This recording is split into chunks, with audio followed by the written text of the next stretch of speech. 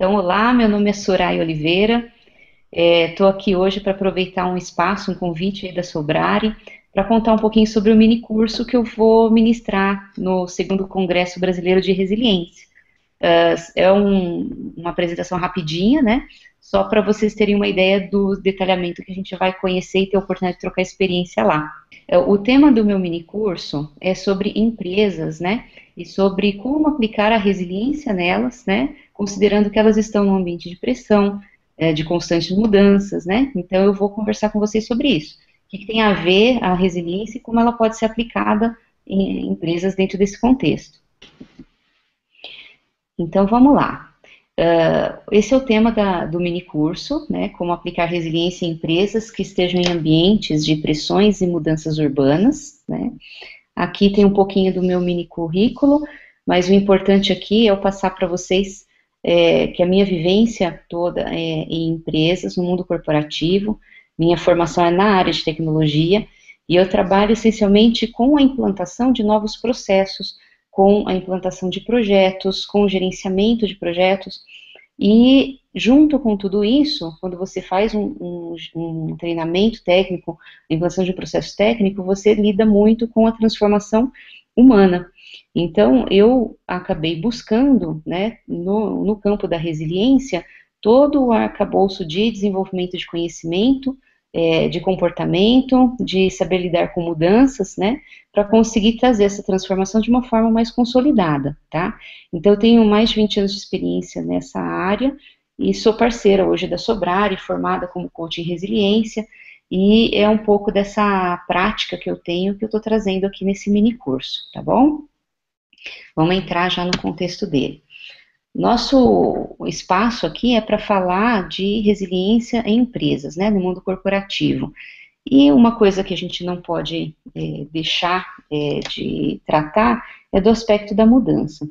Agora, a mudança, ela é algo que existe desde sempre, né? Tanto na vida do ser humano quanto nas empresas, né? O homem, ele passa por conflitos, questões de mudança desde os primórdios aí, de existência dele, quando ele vivia em comunidades, antes até de saber ter o desenvolvimento de uma tecnologia que era a agricultura, ele era obrigado a viver num ambiente até o esgotamento de recursos dele. A partir dali, ele não conseguia ficar no mesmo ambiente, ele tinha que se mudar, né, ir para um outro local para tentar encontrar outras reservas de recursos. E essa mudança não era fácil desde lá, porque você podia encontrar um novo ambiente com recursos, né, rapidamente, como você poderia demorar muito para achar. E se quando você achasse uma nova área, chegasse lá, tivesse uma outra população, um outro povo lá habitando, isso ia gerar conflitos ou seja, a sobrevivência estava o tempo todo em risco, né? Então, toda vez que o homem se via diante de uma necessidade de mudança, ele sabia que problemas poderiam surgir, né? Bom, isso no aspecto humano. Se a gente olhar do ponto de vista de empresas, né, a mudança, ela não é só um reflexo do mundo, né, nas empresas, é uma questão de sobrevivência. Que o ciclo de desenvolvimento, o ciclo de vida de uma empresa, a gente pode até dizer que ela já nasce, né, predestinada à insolvência, se ela não fizer nada. Então, uma empresa, desde o nascimento dela, ela tem um produto, um serviço que ela oferta, ela começa a estruturar isso, ela cresce, ela passa por um estágio de maturidade, atinge um pico ali de entrega, e nesse momento, se ela não mudar, se ela não inovar, se ela não olhar para o mercado, para dar um novo salto e começar novamente esse ciclo, ela está predestinada a declinar e a encerrar, fechar as portas. Então, esse é o ciclo de vida da empresa. Então, a mudança para a empresa, além de ser parte da vida dela, é uma condição para a perenidade. Ou seja, se uma empresa quer sustentar ao longo do tempo, ela tem que trazer a mudança, tem que trazer a inovação para o dia a dia dela, né? E se a inovação e a mudança está acontecendo dentro da empresa, é claro que isso está sendo conduzido e tratado por pessoas, né? Então, isso acontece mesmo. Agora, o que a gente tem visto aí nos últimos tempos não é uma questão relacionada à mudança em si e você saber lidar com ela. É também saber lidar com a velocidade com que as mudanças vêm acontecendo, né? Então, eu trouxe um gráfico aqui para mostrar um pouquinho o quanto a velocidade tem aumentado, né? em relação às mudanças causadas até por conta da tecnologia que vem evoluindo aí ao longo desse tempo, né?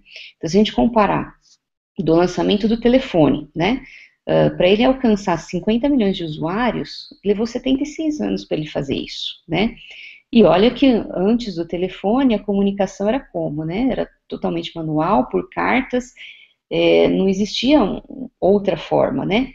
Com o telefone as pessoas se aproximaram, a conexão foi outra, né? E mesmo assim, 76 anos se passaram para se alcançar 50 milhões de usuários, né?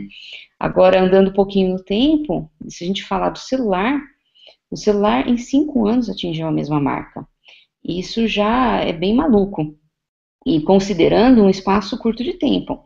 Eu, quando eu nasci, não tinha celular, né? Eu passei muito tempo sem conviver com isso. Ele passou a existir e hoje a gente não consegue se imaginar sem esse recurso, né? E se a gente fala da internet, então, andando um pouquinho mais, em 4 anos ela alcançou essa marca e hoje já o mundo inteiro utiliza a internet, né? E vamos falar do Facebook, que junta tecnologia, software, integração completa, né? Levou 6 anos, só que 6 anos para alcançar 1 bilhão de usuários. Isso daqui, se a gente for falar é um país, né, maior do que a China, a Índia, e num espaço de tempo tão curto, né? Então, se a gente olha para o contexto hoje, atual, as mudanças a gente sabe que já fazem parte da nossa vida, só que a velocidade com que elas vêm acontecendo, vem impondo um ritmo, principalmente para o ambiente corporativo, que não está puxando das pessoas algo que elas não têm estrutura ainda para entregar, né? Então, o que a gente acaba vendo? O impacto no indivíduo de toda essa velocidade que está sendo imposta, né, pela realidade, pelo avanço todo esse no mundo, tem sido muito grande, né? Porque não necessariamente essas tecnologias têm feito com que a gente trabalhe menos, muito pelo contrário. A tecnologia está chegando, né? É claro que a gente se comunica e faz muito mais, só que a gente nem por isso está conseguindo ter mais tempo livre ou manter uma qualidade de vida, muito pelo contrário, né? É o que a gente vê que está acontecendo. Então, o impacto direto disso é o desempenho e realmente a performance do indivíduo que está dentro dessa empresa, que é quem realmente faz com que a empresa se estruture e esteja apta para conseguir enfrentar toda essa velocidade, toda essa mudança que está acontecendo, né? E aí, a gente tem que entender um pouquinho sobre o que acontece com a performance das pessoas nesse contexto de mudança, porque para a empresa, ela vai sentir o reflexo disso diretamente nela, né? Então, quando a gente olha para a pessoa, para o indivíduo, né, dentro de uma empresa, dentro do ambiente corporativo, até sem falar ainda nessa questão relacionada à mudança, à pressão, a pessoa, o indivíduo está sempre sob alguma avaliação, sob uma meta de performance com alguma expectativa sobre ela, né, de entrega. E o tempo todo ela sendo avaliada, ela vai sempre ser avaliada como sua performance dentro, abaixo ou acima do esperado, né? Então, não estou nem falando daquele tipo de avaliação que você faz numa empresa a cada 6 meses, que você dá um feedback, verifica se a pessoa atingiu as metas para ser bonificada, não é tanto disso, não. Estou falando daquela sensação que as pessoas já têm no primeiro dia que ela entra na empresa, né, de estar sendo observada, porque é isso que acontece. Ela está sendo observada pelo colega, está sendo observada pelo chefe, né, pelo chefe do chefe, tudo isso está sendo analisado, né.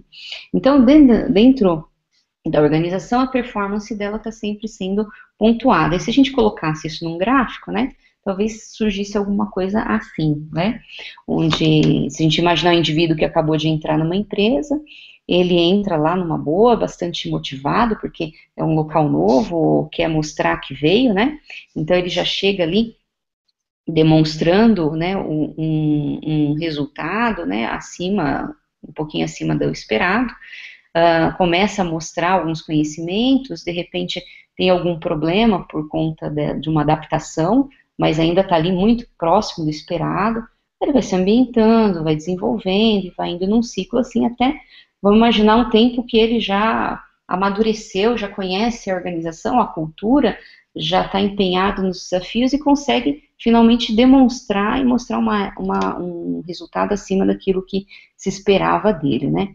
E aí assim vai até um determinado momento que a gente até brinca, né? Pode estar chegando perto de uma necessidade de férias, né? Tá fazendo um ano de empresa, começa a ficar um pouco cansado, cai em desempenho, dá uma escorregada, volta, né? Aí, de repente, ele sai de férias e consegue estar aí com mais gás para retomar um novo ciclo. Então, se a gente for olhar de maneira aí bem geral, né? O desempenho das pessoas são assim, elas sempre buscam alcançar, né, uma expectativa, elas vão excedendo, em algum momento não, e assim vai, né? Agora, quando a gente volta naquele cenário que eu comentei, né, de empresas que estão sob mudança, sob pressão, que atualmente a gente não consegue excluir qualquer empresa desse cenário, né, a gente vê que o ser humano, esse desempenho, na verdade, acaba sendo uma ilusão, porque sob pressão, sob toda essa demanda, o desempenho real, ele acaba acontecendo em modo degradado, né? O que é um modo degradado? Ou seja, aquele desempenho que você tem a ilusão que você está atendendo, né, as expectativas ou até superando, na verdade você está um degrau abaixo daquilo que você realmente poderia fazer. E é isso que a pressão faz com o indivíduo, né? Então, essa ilusão acaba acontecendo e a gente acaba sentindo isso no dia a dia, com aquela sensação, poxa, se não fosse esse prazo, eu teria conseguido entregar algo melhor. Poxa, eu entreguei o resultado, mas não era isso que eu esperava. Puxa, poderia ter sido melhor. Então a gente sente isso na pele, né, no nosso emocional, aquele, como se a gente sempre estivesse deixando aquém daquilo que você poderia entregar, né? Então, isso é o que a pressão faz no indivíduo.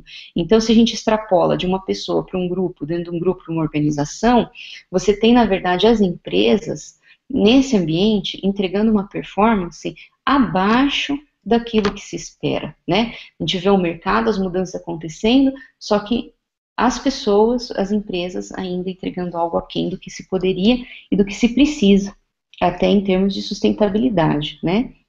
Então, a gente busca, né, a busca aqui para trabalhar a pressão é justamente tentar encontrar uma vacina para esse impacto, né, para essa reação, de maneira que fortalecesse as pessoas, gerassem anticorpos nela, né, para que ela realmente consiga lidar com esse aspecto da pressão, mesmo apesar da pressão, ter a flexibilidade necessária para entregar os resultados esperados. E aí sim conseguir até pensar numa performance, num patamar acima até do que a média se espera. Mas para isso ser viável, as pessoas têm que estar estruturadas, empoderadas de um fator que é essa vacina contra a pressão, que aqui a gente chama de resiliência, né? Então, a resiliência, ela é a capacidade do indivíduo em realmente conseguir ter a flexibilidade para dar resposta, utilizando todo o seu potencial, utilizando todos os seus recursos, né, e entregar uma resposta não prejudicada por essa pressão que ele está sofrendo, né. Então, gente, é por isso que a resiliência hoje, ela é muito importante para a gente conseguir falar em sobrevivência, perenidade, sustentabilidade no mundo corporativo, né? A gente já sabe que a resiliência é muito importante para a nossa vida pessoal, né? E o que a gente está trazendo aqui é só que, para a empresa, isso também é importante, porque vai ser reflexo do indivíduo, né? Então, resiliência é um termo que veio da física, né? Herdado, a psicologia trouxe para olhar para o ser humano, né? Mas ele veio justamente da análise, né, dos materiais em relação à capacidade de recuperação da forma, né? Então, se a gente pega um elástico, por exemplo, esticar ele, você vai ver que a hora que você soltar, ele vai voltar para a sua condição anterior. E se você olhar para aquele elástico, a forma foi recuperada e não restou traumas, né? Não existe trauma ali naquele material, ali no elástico, né? Então, ele tem um índice alto de resiliência, né, para a física. Se a gente olhar para uma folha de papel, já é diferente. Uma folha de papel, se você amassa ela, a hora que você tentar desamassar, por mais que você faça isso com bastante cuidado, com bastante persistência, você vai perceber ali marcas, que a gente pode chamar aí de traumas, né? E esses são irrecuperáveis, então, ou seja, o índice de resiliência aí é bem menor no papel, né? Então, trazendo para o ser humano, quando ele está diante de uma adversidade, uma pressão, se ele está equilibrado em resiliência, se ele tem um nível de resiliência em equilíbrio, ele consegue ser flexível o suficiente para superar essa adversidade sem gerar traumas internos, né? Então, ou seja, ele resgata recursos, ele tem flexibilidade das suas crenças para que ele dê uma resposta para aquela adversidade, para aquela pressão, para aquele problema, achando uma solução de alto desempenho, ou seja, uma solução que realmente trate e resolva os problemas, supere os obstáculos, né? Então, resiliência é isso. Então, hoje, o ambiente corporativo, ele tem que entender que ele não tem que pedir para as pessoas que elas tenham resiliência.